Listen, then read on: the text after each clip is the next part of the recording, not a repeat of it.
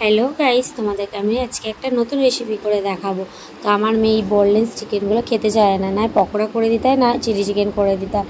যাই হোক, আমি চিকেনগুলো সেদ্ধ করে নিয়েছি আর কড়াতে তেল দিয়ে দিয়েছি, দেখতেই পেয়েছো। তার মধ্যে আমি পেঁয়াজ বাটা দিয়ে দিয়েছি আর টমেটো বাটা দিয়ে দিয়েছি, কাঁচা লঙ্কা বাটা, কিন্তু এখানে সবই বাটা পড়বে, কোনো কুচিয়ে দেবে না, সব বাটা।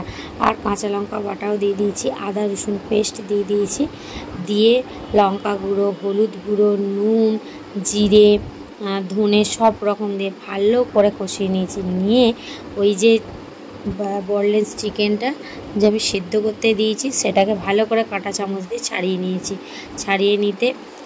নিয়েছি। নিয়ে তারপরে আমি এই যে মশলাটাকে করে নিলাম, ভালো করে কড়াইতে দিয়ে দিয়েছি চিকেনটাকে করে ভালো করে একটু নাড়াচাড়া করে নিয়েছি। তারপর আমি একটু জল দিয়েছি, কারণ কড়াইতে লেগে যাবে, সেই কারণে।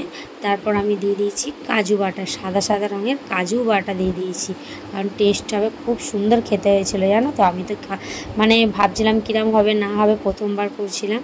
তো যাই হোক, সবাই খেয়ে একদম মন ভরে গেছে। বর তো আমার হাত চেটে খেয়েছে। আর তারপরে এই যে টক দই দিয়ে দিয়েছি আর এটা কাজু বাটা দিয়ে দিয়েছি, দিয়ে ভালো করে মিক্সড করে নিয়েছি। হ্যাঁ, তোমরা আগে থেকে একটা ডিম সিদ্ধ করে রাখবে, কারণ সর্বশেষে ডিম সিদ্ধটা দিয়ে দেবে, দিয়ে ভালো করে আর একটু নাড়াচাড়া করে নেবে। নিয়ে জলটা হালকা করে দিয়ে দিয়েছিলে, আর একটুখানি জল দেবে, দিয়ে চাপা দিয়ে দেবে, দিলেই তৈরি হয়ে যাবে। দেখে না কত সুন্দর তৈরি হয়ে গেছে। এটা ভাত, রুটি, পরোটা দিয়ে সব দিয়েই খেতে পারবে।